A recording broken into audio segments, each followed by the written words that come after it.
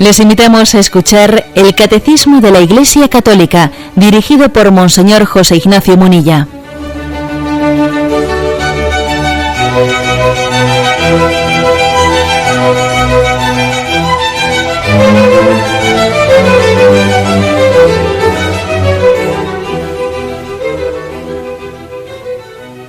Un cordial saludo a todos los oyentes de Radio María. Un día más, con la gracia del Señor, proseguimos con el comentario del Catecismo de nuestra Madre, la Iglesia. Si ayer hicimos un comentario del apartado que tiene como título El misterio de la Navidad, hoy continuamos con el mismo tema porque el siguiente apartado tiene como título Los misterios de la infancia de Jesús, que no es exactamente lo mismo, pero lógicamente se relaciona mucho. El misterio de la Navidad se refiere más al nacimiento mismo de Jesús, y los misterios de la infancia, pues vais a ver que son circuncisión, epifanía, presentación de Jesús en el templo, huida a Egipto. Bueno, pues nos adentramos en ello hasta donde lleguemos. Dice el primero de los misterios de la infancia de Jesús, la circuncisión, punto 527, dice así: la circuncisión de Jesús al octavo día de su nacimiento es señal de su inserción en la descendencia de Abraham en el pueblo de la alianza, de su sometimiento a la ley y de su consagración al culto de Israel, en el que participará durante toda su vida. Este signo prefigura la circuncisión en Cristo, que es el bautismo. Bueno, pues, como veis, primeramente se refiere que existe que Jesucristo se sometió plenamente a lo que era el rito de la circuncisión judía. ¿Qué es el rito de la circuncisión? Bueno, pues físicamente hablando es lo que hoy solemos llamar la operación de fimosis. La operación de fimosis, que consiste, pues, que en torno al prepucio del pene del varón, pues se suele quitarle o liberarle de parte de la piel que lo rodea. Bueno, eso que se llama circuncisión, que nosotros pues llamamos esa operación de fimosis, que entre nosotros, me refiero en el mundo occidental en el momento presente, se hace en alguna ocasión con algún motivo determinado, pues porque alguien lo necesite más, ¿no? Pero sin embargo, en este contexto judío es una operación, la de la circuncisión, que se hace a todo varón, ya no por un motivo de que él lo necesite especialmente, no, sino se hace a todo varón, como un signo religioso. Bueno, pues lo sabemos que en el Antiguo Testamento, pues Abraham y toda su familia fueron los primeros circuncidados. Y a partir de ellos, pues el libro del Génesis pide como un signo del pacto con Yahvé, pues este signo de la circuncisión, para hacer como una condición de su alianza con el pueblo judío. Lo tenéis aquí en el capítulo 26 del Génesis. He aquí que hago mi pacto contigo. Serás padre de una muchedumbre de pueblos, de los que saldrán reyes. Tú, de tu parte, y tu descendencia, circuncidad a todo varón, circuncidad la carne de vuestro prepucio, y esa será la señal de mi pacto entre mí y vosotros. A los 8 días de edad será circuncidado todo varón entre vosotros, de generación en generación, tanto el nacido en casa como el comprado por dinero, a cualquier extranjero que no sea de tu linaje. Bueno, pues digamos que, por lo tanto, se trata de una antiquísima, pues un signo religioso que, por cierto, no se reduce o no se circunscribe exclusivamente al mundo judío, aunque es verdad que en el mundo judío tiene pues una fuerza especial, pero también hay otras tradiciones, incluso en las pirámides de Egipto, que son milenios antes que Abraham, existe alguna grabación de la circuncisión de un adulto en las pirámides de Egipto, y también el Islam, que ya es posterior al cristianismo, practica la circuncisión muy mayoritariamente por los musulmanes, aunque curiosamente no se menciona en el Corán, pero aunque no se menciona en el Corán, suelen practicar muy mayoritariamente la circuncisión, dependiendo un poco de tradiciones. Bueno, y una anécdota que igual alguno no sabrá, que es la siguiente, que entre los cristianos, la reina Victoria de Inglaterra, ella que creía que la familia real inglesa descendía del rey de David, hizo circuncidar a sus hijos y sus nietos, manteniéndose la costumbre de que la familia real de Inglaterra se circuncidaba a los varones hasta el siglo XX, precisamente cuando la famosa princesa Diana se opuso a la circuncisión de sus hijos. Pues es una curiosidad. O sea que, y por ejemplo, en un país de mayoría católica como Filipinas, se circuncida a todo el mundo. En Filipinas se circuncida a todo el mundo siendo cristiano católico. O sea, es decir, que es verdad que el rito de la circuncisión es muy amplio, incluso la historia de las religiones, incluso la historia de las culturas, algo más allá incluso de las religiones, de las culturas, etcétera, y no es tan sencillo pues explicar cuál es el sentido digamos religioso o cultural de la circuncisión. No es tan sencillo explicarlo, porque como es tan amplio, pero bueno, posiblemente la circuncisión puede nacer, ¿no? Aquí hacemos una hipótesis, pues puede ser como un sentido de apertura al don de la vida, de quitarle obstáculos al don de la vida.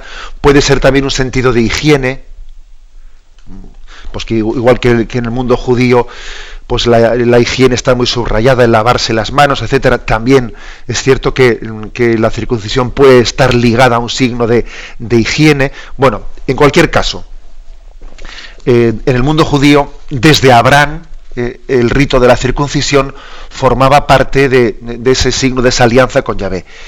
Y él repetiría esa operación a su pequeño hijo Isaac a los 8 días de su nacimiento.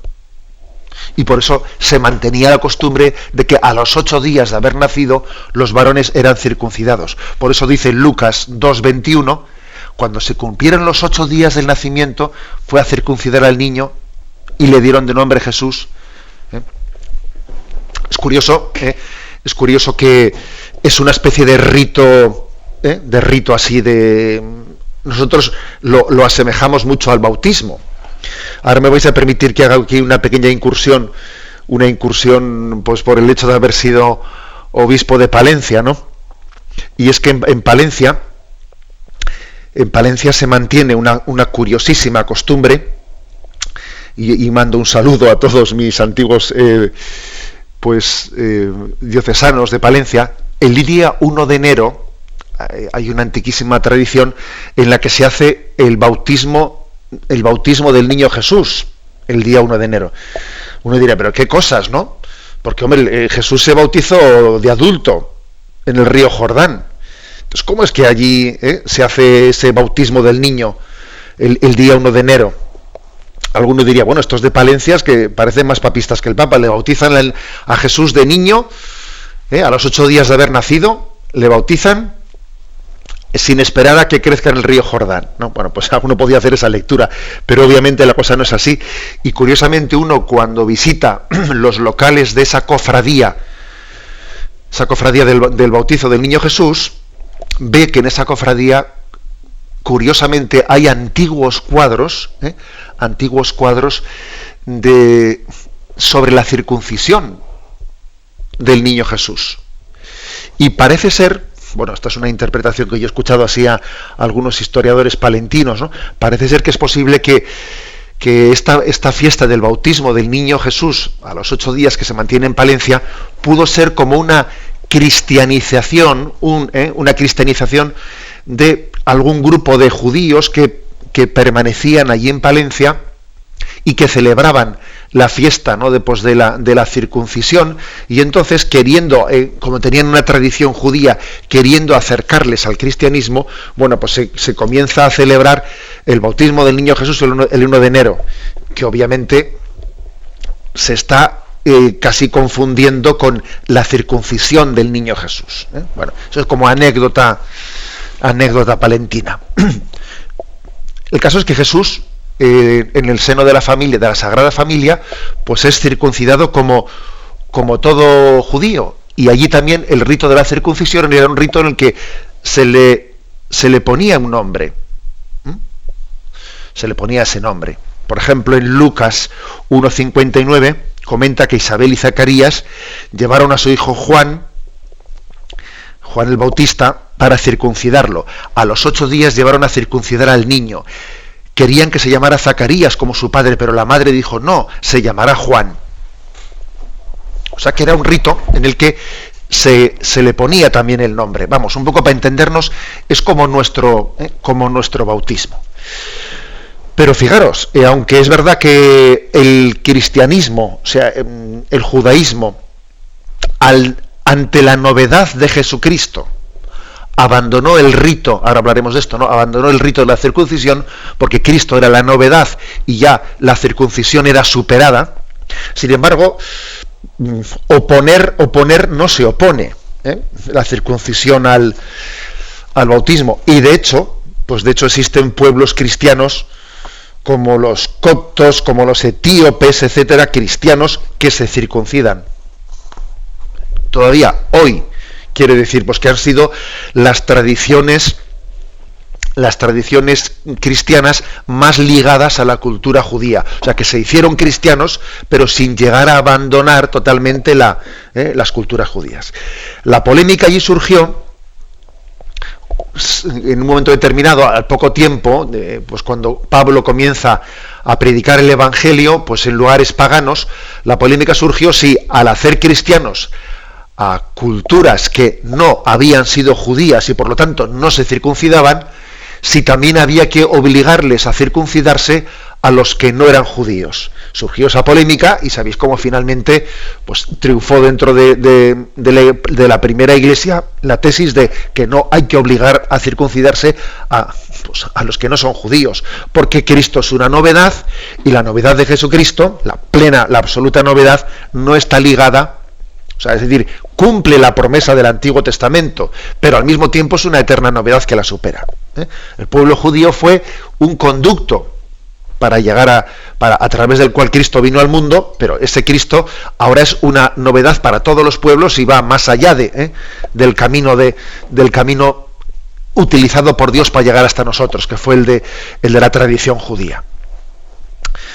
Por eso nos encontramos, por ejemplo, textos como Romanos 2, 27 y siguientes, en esta polémica entre que si hay que circuncidar o no hay que circuncidar, en el que Pablo dice: y el que siendo físicamente incircunciso, o sea, el que no se ha hecho la operación de la circuncisión, sí, siendo incircunciso, cumple la ley, mira, te va a juzgar a ti, que tú tendrás mucha circuncisión, pero estás incumpliendo la ley. O sea, Pablo le dice a un judío: tú mucha circuncisión, sí, pero ¿de qué te sirve la circuncisión si luego no amas a Dios y al prójimo si no cumples la ley? Mira, no le han hecho la circuncisión y cumple la ley, con lo cual le está diciendo: mira, no es el exterior el que tiene que estar circuncidado, sino es el corazón el que tiene que estar circuncidado. El verdadero judío, Romanos 2:29, lo es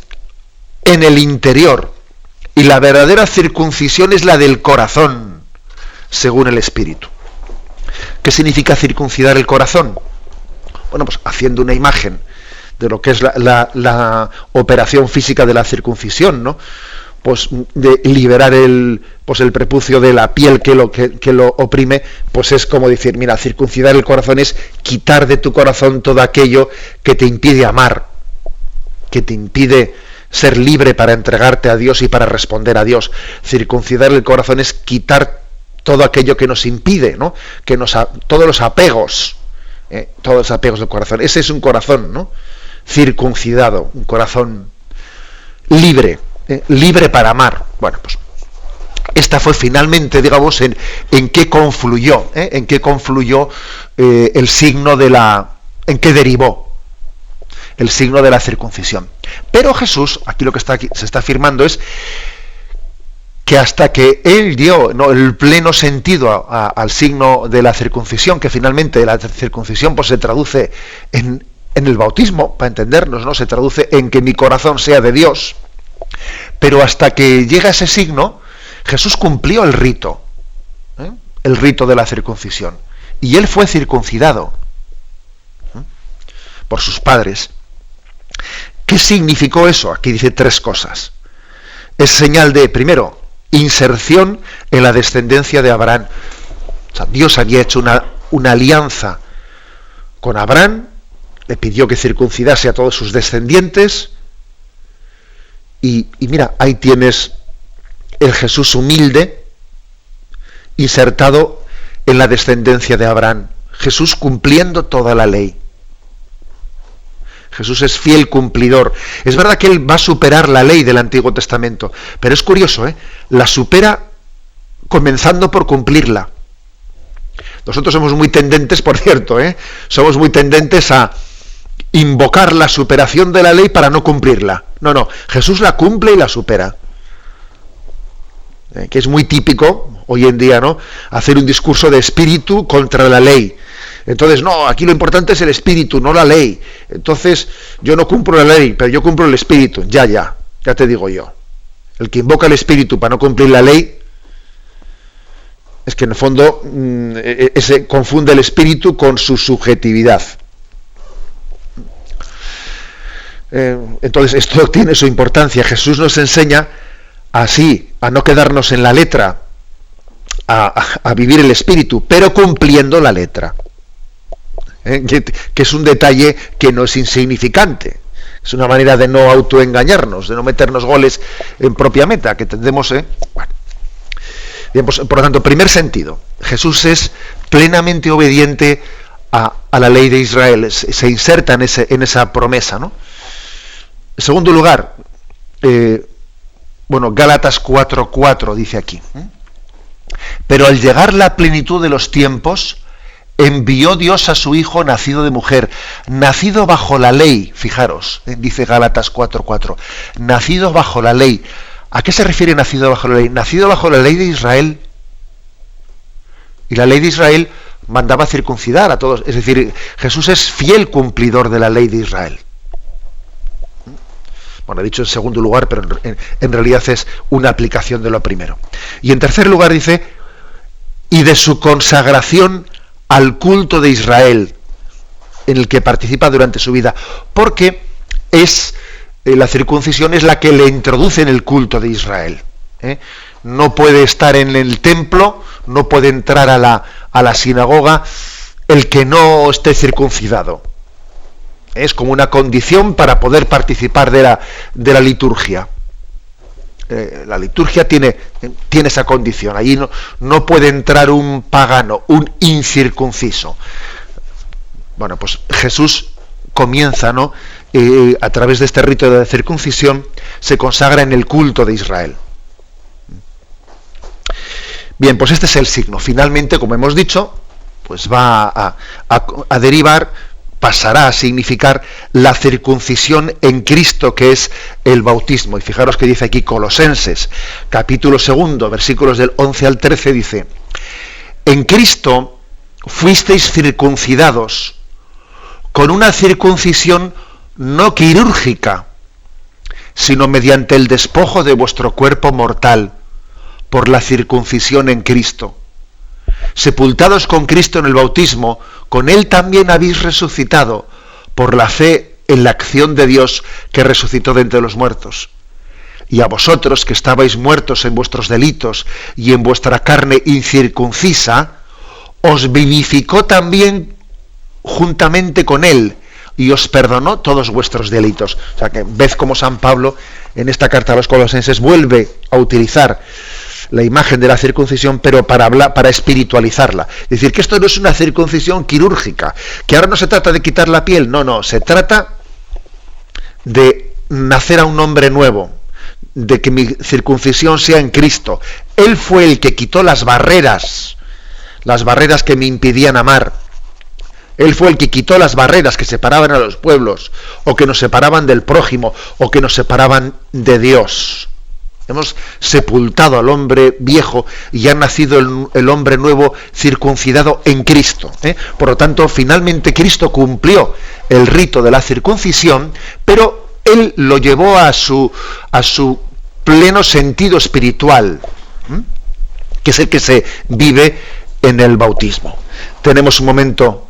Programa Catecismo de la Iglesia Católica, con Monseñor José Ignacio Munilla. Continuamos en esta edición del Catecismo pasando al punto 528, la Epifanía. La Epifanía es la manifestación de Jesús como Mesías de Israel, Hijo de Dios y Salvador del mundo. Con el bautismo de Jesús en el Jordán y las bodas de Caná, aquí dice, fijarse la antífona de Magnificat de las segundas vísperas de Epifanía, la Epifanía celebra la adoración de Jesús por unos magos venidos de Oriente. Bueno, interrumpo aquí, luego sigo leyendo, pero me imagino que a muchos oyentes les habrá dicho, uy, ¿cómo se mezclan ahí? Qué lío, ¿no? Bueno, pues no está el lío, pero es verdad que hay en la liturgia del día de la Epifanía, del Día de los Magos de Oriente, aquí, sabéis que la palabra Epifanía es la fiesta que celebramos el 6 de enero, que popularmente se llama como la fiesta en España, por lo menos, se dice la fiesta de los Reyes Magos, pero bueno, litúrgicamente es la fiesta de la Epifanía. Bueno, pues resulta que en las segundas vísperas, o sea, del Día de Reyes por la tarde, hay una antífona que yo recuerdo que, ya yendo al seminario, cuando la comencé a rezar y para mí era absolutamente pues novedosa, pues llama mucho la atención, llama mucho la atención. Y entonces, ¿qué dice esa antífona? Fijaros lo que dice. Rezada el día de Reyes por la tarde, dice: veneramos este día santo, honrado con 3 prodigios. Hoy la estrella condujo a los magos al pesebre. Hoy el agua se convirtió en vino en las bodas de Caná. Hoy Cristo fue bautizado por Juan en el Jordán para salvarnos. Y claro, uno lee esto el día de los magos y dice, pero vaya lío, ¿no? Aquí han mezclado 3 cosas y además dice que las 3 han sido hoy. Pero bueno, si Jesús el día de los magos, pues todavía estamos hablando de que es un niño recién nacido. Y lo de las bodas de Caná tuvo lugar cuando comenzó la vida pública. Y el bautismo de Jesús en el Jordán, pues lo mismo. ¿Cómo se mezclan estas 3 cosas, no? Bueno, pues es interesante ver esto. Por esto el Catecismo ha traído a colación esa antífona. Hay que decir que, bueno, pues para explicar por qué se mezcla todo eso, que la Epifanía significa la manifestación de Jesucristo. Es una palabra griega que viene de epi y faino, brillar, manifestarse. Fue San Pablo el que dijo a Tito, en el capítulo 2 de la carta a Tito, dice, apareció, o sea, epifane, apareció la gracia de Dios, aguardando la dicha que esperamos, la venida, la epifaneia de Jesucristo. Es decir, de ahí viene esa palabra, apareció la gloria de Dios. Epifane, ¿no? Significa, por lo tanto, manifestar, revelarse, aparecer. Esta fiesta de la Epifanía tuvo su origen en las iglesias de Oriente. En el siglo III sabemos que los cristianos de Egipto celebraban la fiesta de la Epifanía, y de allí debió de pasar a Jerusalén y a Siria en el siglo IV. Y en Oriente, a la hora de celebrar la Epifanía, la manifestación del Señor, se mezcló con la fiesta entendida como su nacimiento, o sea, nace y se manifiesta. Es decir, sin hacerla al principio, ellos no hacían la distinción de nació el 24 o 25 de diciembre y luego la Epifanía es unos días más atrás. No, sino que al comienzo de esa fiesta en Oriente, la Epifanía era el nacimiento y la manifestación todo al mismo tiempo. Por eso ahora uno, cuando va a la Iglesia ortodoxa, allí ve que el nacimiento de Jesús se celebra al mismo tiempo que el Día de los Magos, como si todo hubiese tenido lugar el mismo día. Eso en la Iglesia ortodoxa es así. ¿Qué ocurrió? Bueno, pues que muy pronto esa fiesta pasa a Occidente, a Roma, a Occidente, y se produjo como una especie de intercambio. En Occidente comenzó a celebrarse la Epifanía, pero distinguiéndose del nacimiento. Primero el nacimiento y luego al cabo de unos días la Epifanía. O sea que de Oriente se trajo a nosotros la Epifanía y nosotros también a Oriente le llevamos la fiesta de la Navidad como separándola de la Epifanía. De manera que en Oriente, excepto de los ortodoxos, los cristianos, o sea, los católicos orientales, sí distinguen el nacimiento de la Epifanía unos días más atrás. Ese fue un poco el origen de cómo se diversificó, porque el asunto era si lo celebramos todo el mismo día o si lo separamos unos días, como finalmente hemos hecho, excepto de los ortodoxos que lo celebran todo al mismo tiempo. La manifestación de la Epifanía de los magos de Oriente lo celebran a la vez que el nacimiento de Jesús. Por cierto, que es muy hermoso ver cuando los cristianos, cuando vamos a Belén y nos metemos en la gruta del nacimiento de Jesús, es hermoso ver cómo en aquel lugar están pegaditos, digo pegaditos, estoy hablando a 3 metros, a 4 metros, igual exagero incluso, 3-4 metros, están el lugar en el que se venera el nacimiento de Jesús del lugar en el que se venera pues la visita de los magos a Jesús. Se venera en la misma gruta, claro, es que era la misma cueva, es que no era el mismo sitio en el que nació, en el que después posteriormente recibió la visita de los magos, no habían cambiado de lugar, por eso se venera allí los dos sitios. El altar, la estrella de nacimiento de Belén, está guardada por los ortodoxos y el lugar del nacimiento, o sea, de la visita de los magos de Oriente está custodiado por nuestros franciscanos católicos. Bueno, bien, es verdad que existe pues una capacidad y un permiso, por supuesto, de poder visitar las dos comunidades, ambos lugares que están pegados, que están juntos. Bueno, esa primera explicación. Pero doy un paso más, porque alguno dirá, bueno, pero usted había empezado a explicar lo de la antífona esa. Sí, me queda un poco por el camino, perdonad que me enrollo, como se dice. Quería explicar que la antífona del Magnífica del Día de los Reyes dice: hoy la estrella condujo a los magos al pesebre. Segundo, hoy el agua se convirtió en vino en las bodas de Caná. Hoy Cristo fue bautizado por Juan en el Jordán. Entonces, ¿por qué juntamos estas tres cosas? Bueno, porque la Epifanía viene a condensar en una sola festividad las manifestaciones del Señor. Epifanía significa, como hemos dicho, aparición, manifestación. Y entonces, la Epifanía quiere como decir, teológicamente, hoy celebramos el día en que la estrella condujo a los magos hasta el pesebre. Teológicamente, hoy celebramos el día en el que Jesús se bautizó en el Jordán, y al bautizarse en el Jordán se manifestó, porque se escuchó una voz que decía: este es mi Hijo, el amado, escuchadle. O sea, es decir, hay una epifanía en el momento del bautismo del río Jordán. Este es mi Hijo amado, en que tengo mis complacencias.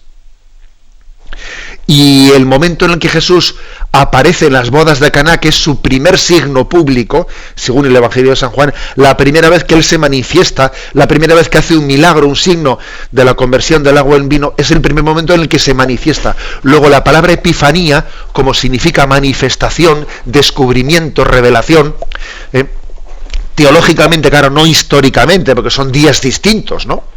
Pero teológicamente se dice, ¿no? Veneramos en este día 3 prodigios. Hoy la estrella condujo a los magos al pesebre. Hoy el agua se convirtió en vino en las bodas de Caná. Hoy Cristo fue bautizado por Juan en el Jordán para salvarnos. Creo que esto es importante, pues para entender la liturgia de ese día y para decir, Epifanía es revelación, es manifestación. Y teológicamente todos los momentos en los que Jesús se manifestó, se reveló, se descubrió, teológicamente, digamos, confluyen en ese día 6 de enero. Aunque ya sabemos que históricamente cada uno tiene su momento distinto, pero hay que distinguir lo que son las conmemoraciones históricas de lo que es las evocaciones teológicas, ¿no? Pues que eso que es más amplio, lógicamente. Bien, tenemos un momento de reflexión en este punto 528 sobre la Epifanía. Bien, dice, en estos magos, representantes de religiones paganas de pueblos vecinos, se refiere a los magos de Oriente, el Evangelio ve las primicias de las naciones que acogen por la encarnación la buena nueva de la salvación. La llegada de los magos a Jerusalén para rendir homenaje al rey de los judíos, que así se dice textualmente Mateo 2.2, hemos venido para rendir homenaje al rey de los judíos, así se presentan esta gente ante Herodes. Muestran que buscan en Israel a la luz mesiánica de la estrella de David, al que será el rey de las naciones. Es por lo tanto una imagen de todos aquellos pueblos paganos que están en búsqueda. Porque afortunadamente Dios también ha sembrado una semilla de búsqueda de Él en todos los pueblos, no solo en el pueblo elegido para revelarse. En el resto de los pueblos, Dios también ha dado como un sentido religioso. Naturalmente hablando, todo hombre ha sido creado con hambre de Dios, con deseo de buscarle. Y algunos de vosotros diréis, pues en algunos no se les nota. Bueno, es verdad que nosotros podemos ahogar, podemos anestesiar, podemos ponernos tapones en los oídos, y claro que podemos hacerlo. El materialismo, si me permitís la expresión, el materialismo es el opio del pueblo. Este sí que es el opio del pueblo, el materialismo, que puede intentarlo, por lo menos, ahogar esa voz que clama en nosotros y que busca a Dios y que busca el sentido de la vida. Ese hambre y sed de Dios que todos tenemos naturalmente. El materialismo planteado como si todo en la vida no fuese dinero y fuese, es una especie de opio del pueblo, que ahoga la voz que Dios ha puesto en ti para que solamente pienses en esto, ¿no? En lo efímero, en lo pasajero, en el dinero, Bien, pero aún así, siempre hay momentos en los que esa voz que Dios ha sembrado en nosotros se hace notar. Y cuando tienes crisis y tienes momentos y esa voz, aunque tú la habías amordazado y le habías puesto esparadrapo en la boca para que no hablas y te habías puesto tapones en los oídos, aún así es perseverante, ¿sabes? Y llega el momento del domingo por la noche en la almohada y esa voz se hace oír cuando uno dice, vaya fin de semana que he pasado de asco y ahora vuelve a empezar a trabajar y otra vez otra semana, otra vez no sé qué asco de vida. Y entonces esa voz y dice, pero ¿qué sentido tiene esta vida? Esa voz vuelve a hacerse notar en ti. Bueno, pues bien, digamos que esos magos que vienen de Oriente son imagen de los pueblos paganos en los que Dios puso esa semilla, puso esa voz, puso esa altavoz en su conciencia y están buscando. Y por ejemplo dice, aquí el Catecismo nos remite, el libro de los Números, capítulo 24, versículo 17, dice, lo veo, aunque no para ahora, lo diviso, pero no de cerca, de Jacob avanza una estrella, un cetro surge de Israel, aplasta las sienes de Moab, el cráneo de todos los hijos de Set. Es decir, hay profecías que nos hablan de una estrella que surge. Una estrella que surge. Se nos refiere, por ejemplo, también a Apocalipsis 22:16. Yo, Jesús, he enviado a mi ángel para daros testimonio de lo referente a las iglesias. Yo soy el retoño y el descendiente de David, el lucero radiante del alba. O sea, que había muchas imágenes que hablaban de la llegada del Mesías como un lucero radiante. como una estrella que surge, que dice el libro de los Números 24-17. Y todo esto confluye en ese momento en el que Herodes, dice, convocó a todos los sumos sacerdotes y escribas del pueblo, y por ellos se estuvo informando del lugar donde tenía que nacer el Cristo. Ellos le dijeron, en Belén de Judea, porque así está escrito. Y tú, Belén, tierra de Judá, no eres ni mucho menos la menor entre los principales clanes, porque de ti saldrá un caudillo que apacentará a mi pueblo Israel. Bueno, esto quiere decir que esos magos de Oriente están en búsqueda, que tienen una actitud de búsqueda desde la semilla que Dios ha sembrado en ellos. Una semilla que tiende a buscar la verdad, a buscar el bien, a buscar la luz. Bueno, continúa diciendo, su venida significa que los gentiles no pueden ni descubrir a Jesús y adorarle como Hijo de Dios y Salvador del mundo, sino volviéndose hacia los judíos. Juan 4:22, y recibiendo de ellos su promesa mesiánica tal y como está contenida en el Antiguo Testamento. ¿Os acordáis del pasaje del Evangelio en el que Jesús habla con la samaritana? Y hay un momento en el que tienen esa especie de... Bueno, porque los samaritanos tenían una tradición distinta a los judíos, y la samaritana le dice a Jesús, bueno, pero vosotros decís que hay que adorarle a Yahvé en Jerusalén, y nosotros decimos que hay que adorarle a Yahvé en este monte, en Garizim. Y entonces Jesús le dice, mira, la salvación viene de los judíos. O sea que no se anda con historias en la respuesta que le da la mujer. Mira, la salvación viene de los judíos. Jesús no se apunta a la teoría del pluralismo religioso, si me permitís un comentario extemporáneo. No, Jesús no se... Desde luego es muy difícil pretender basarse en el Evangelio para apuntarse a esa teoría de que de todas las religiones viene la salvación. No, mire usted, eso no es verdad. Jesús dice, la salvación viene de los judíos, le dice a la mujer, pero llegará un día en que ni aquí, ni en Garizim, ni en Jerusalén, ni en el monte de Jerusalén, será el lugar para adorar al Dios verdadero, sino que los verdaderos adoradores adorarán a Dios en espíritu y en verdad. Porque la verdadera adoración a Dios no está ligada a un monte, a una piedra, a un lugar, sino a Jesucristo, al Hijo de Dios que se ha encarnado, y el templo de Dios será allí donde esté Jesucristo. Ese será el templo de Dios.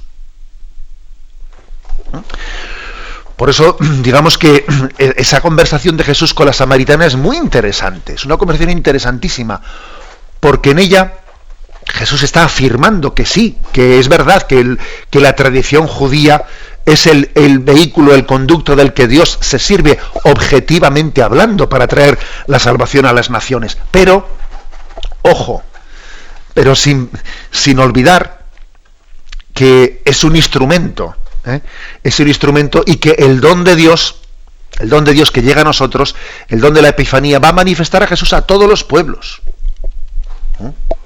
Y como he dicho antes, y no se le pedirá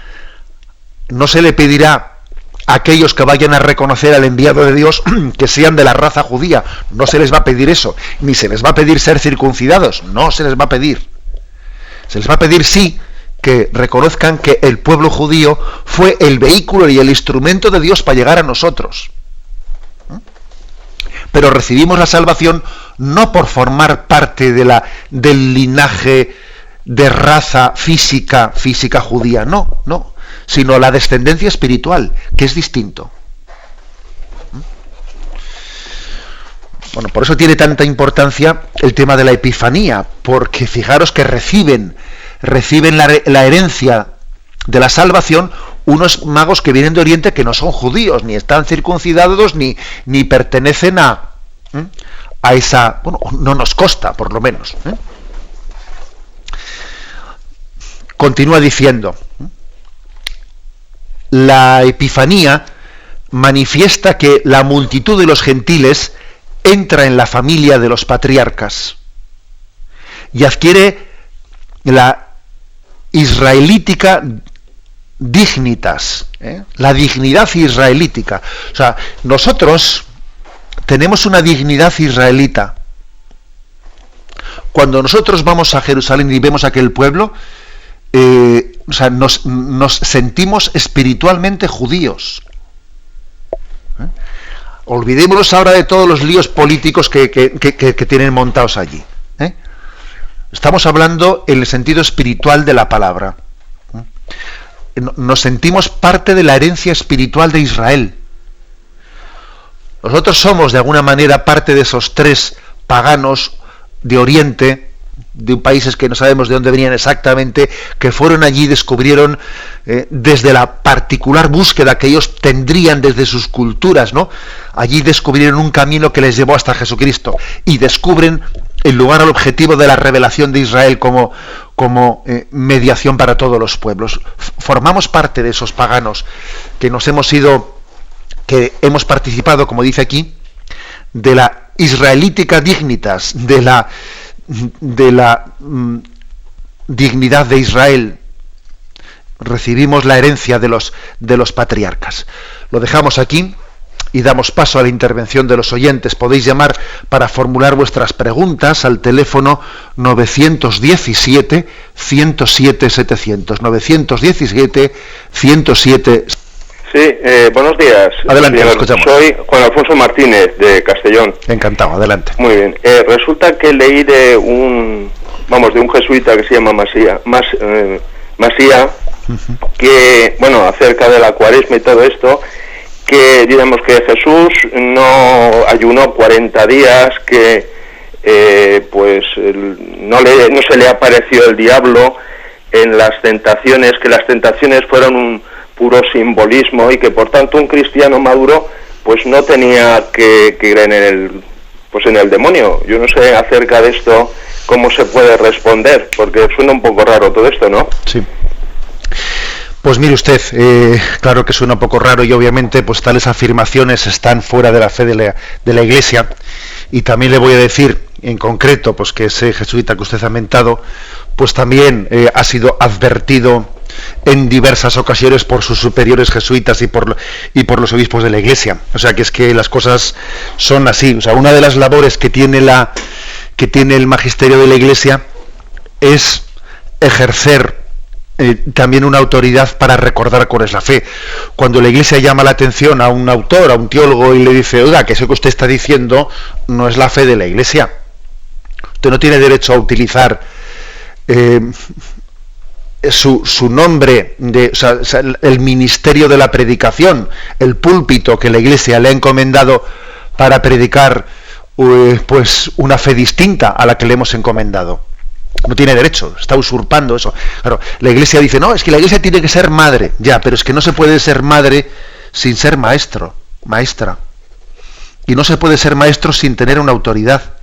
O sino que se lo digan a los profesores que hoy en día están en las aulas sufriendo por la crisis de autoridad. O sea, la Iglesia es madre, pero la maternidad conlleva también un magisterio, y el magisterio conlleva una autoridad. Por eso, pues teorías como esas, pues mire usted, pues están fuera de la fe de la Iglesia. O sea, la existencia del demonio, la existencia de los ángeles y de los ángeles caídos es dogma de fe en la Iglesia católica. Y ahora viene uno y dice que no, pues oiga, usted no puede ser teólogo católico. Es más, la palabra ser teólogo supone una comunión con la Iglesia. No hay una teología al margen de la comunión de la Iglesia. Será otra cosa, dele usted otro nombre. Pero este no es el concepto católico de teología. Bueno, esto dicho con todo el respeto y todo el cariño, pero es que lo cortés no quita lo valiente, y creo que tenemos que estar totalmente desposados con la caridad al mismo tiempo que estamos totalmente desposados con la verdad. O sea que caridad y verdad no se pueden contraponer. Damos paso a un siguiente oyente. Buenos días. Sí, buenos días. Soy María yo me acabé ayer del campamento de Salle. Es que ayer estuve en la exposición de la Madre Teresa. He estado 2 veces, he llevado 2 veces a varias personas y habló, me gustó mucho, y sobre todo el vídeo y la habitación donde está, no me de donde estuvo ella. Perdone que es que me pongo un poco nerviosa. Y dijo que lo más importante que la crucifixión fue la agonía y el sudar sangre, el abandono que sintió y la soledad era Getsemaní. Le digo una palabrita, pues sí, vamos a ver algo que configura mucho la espiritualidad de la Madre Teresa es esa expresión de tengo sed de Jesús, pero al mismo tiempo tengo sed vivido en medio del abandono que vivió Jesús en la cruz, ¿no? Porque después hemos conocido, cuando se han publicado las cartas de la Madre Teresa de Calcuta dirigidas a su director espiritual, hemos conocido que la Madre Teresa tuvo una fuerte noche oscura, una noche oscura muy grande. Ha sido de los santos que en la historia de la Iglesia conocemos que tuvo una noche oscura más continua, permanente, porque generalmente los santos han tenido noches oscuras, pero han sido más transitorias. La de la Madre Teresa es que prácticamente duró casi toda su vida, después de haber tenido la manifestación en la que el Señor le decía que formase su nueva orden religiosa, y es que prácticamente fue entrar en noche oscura y vivir así casi toda su vida. Y dicen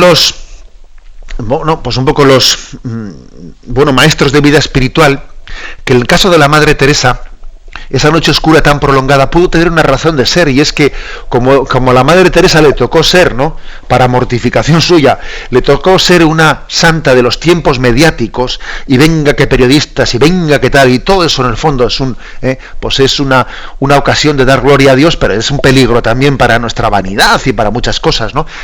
Que Dios le pudo preservar de la vanidad a través de una noche oscura, de ser considerada como santa, y ella en una noche oscura, sintiéndose interiormente totalmente en la oscuridad, sintiéndose pecadora, sintiéndose que incluso a ella le parecía que incluso se iba a condenar, ¿no? Esa noche oscura tan grande le pudo preservar de cualquier atisbo de vanidad, ¿eh? Y bueno, pues es una explicación que yo en una ocasión escuché, ¿no?, a alguien que la había conocido muy de cerca, y lo importante es ver que de esa manera ella se identificó con Jesucristo, con ese Jesucristo que incluso en la cruz dice: Dios mío, ¿por qué me has abandonado? Al mismo tiempo que hace un acto pleno y total, ¿no?, de abandono en el Señor, cuando dice todo está cumplido. Damos paso a un siguiente oyente. Buenos días. Sí, buenos días, monseñor. Sí, adelante. Mire, quería darle muchas gracias por su programa, y siempre que lo escucho no puedo dejar de dar gloria a Dios por el Espíritu Santo que se derrama con su sabiduría en sus servidores, ¿no?, y en su iglesia. Yo lo que quería, me encantó el programa de hoy, me gustó muchísimo por la enseñanza y me pareció tan rica escuchando hablar de la Epifanía del Señor, pero yo la duda mía es, monseñor, es que a ver si usted me lo aclara un poquito, es que donde vivo yo vengo de un país muy pobre, claro, y no estamos, gracias a Dios, o no sé si gracias a Dios, por qué motivo, es que no tenemos metido en la vida estos asuntos del regalo de los reyes, regalos, ¿no? De hecho, yo de niña nunca tuve ningún regalo, porque mis padres eran muy pobres. Entonces ahora vivo en este sitio que sí que la gente le da muchísima importancia a la fiesta de los Reyes Magos y las cabalgatas y las cosas, y hay tanta movida y tanto movimiento. Y yo cuando empecé a relacionarme con la gente del lugar, que por ejemplo unas compañeras de trabajo que me decían: mira, es el día más importante de mi vida, el día de los Reyes Magos y tal, y entonces yo le pregunto: ¿qué haces? Y dice: no, porque voy a mi casa, porque en los regalos de mis padres, de mis suegros, de mis abuelos, tal, de todo, ¿no? Entonces yo me voy dando cuenta con mucha tristeza en el corazón que la gente, ¿no cree usted que se paganiza un poco esta fiesta? Porque cuando a la gente, al darle tanta importancia a los regalos y a las cosas materiales, y yo entonces les pregunto: pero van a misa, rezan algo, un Padre Nuestro, o cuando bendicen los regalos, nada, absolutamente, que Jesucristo no está presente en los regalos y en las cosas, en la mentalidad materialista de esta sociedad católica donde vivo yo, porque después voy, claro, a la misa y no hay nadie, en la iglesia está vacía, solamente personas mayores, y eso a mí me duele muchísimo, en el alma, ¿no? Pues mire usted, la verdad que, perdón que le corte porque tenemos poquito tiempo, la verdad es que yo no lo hubiese dicho mejor que usted, ¿eh? O sea, me parece que es así. A países de vieja tradición cristiana como el nuestro, pero secularizados, ¿qué les ocurre? Que nos quedamos con los signos vaciándolos de contenido, ¿no? Es como si nos diesen un plátano y, bueno, pelamos el plátano, tiramos el contenido y nos quedamos con la cáscara. Es exactamente lo que hacemos. Dedicarnos a hacer regalos, ¿no? Olvidando de que Cristo es el regalo de Dios para nosotros, pues es que es como pues que el día de Todos los Santos nos liamos a poner flores en las tumbas de nuestros difuntos, olvidando que San Bernardo fue el primero el que se le ocurrió poner una flor sobre una tumba después de haber predicado que la muerte no tiene la última palabra, que después de la muerte viene la resurrección y que creemos en la resurrección, y esta flor la pongo yo aquí como signo de mi fe en la resurrección. Y nosotros con el paso del tiempo pues nos hemos dedicado a poner la flor y hemos perdido la fe en la resurrección. Es decir, que es que tenemos una sociedad que se queda con la cáscara y tira la fruta. Ese es nuestro drama. Ese es nuestro drama. Y viene muy bien que venga alguien como usted y nos lo diga, ¿sabe? Viene muy bien. Usted dígalo y usted predíquelo. Que el hecho de que usted esté pues en este momento, ¿no?, entre nosotros y haya venido de ese contexto, pues quizás tenga más libertad usted que los de casa para poder decir una cosa como esa, ¿no? Y para que resuene a nuestros oídos, ¿no?, nuestras contradicciones. La bendición de Dios Todopoderoso, Padre, Hijo y Espíritu Santo descienda sobre vosotros. Alabado sea Jesucristo.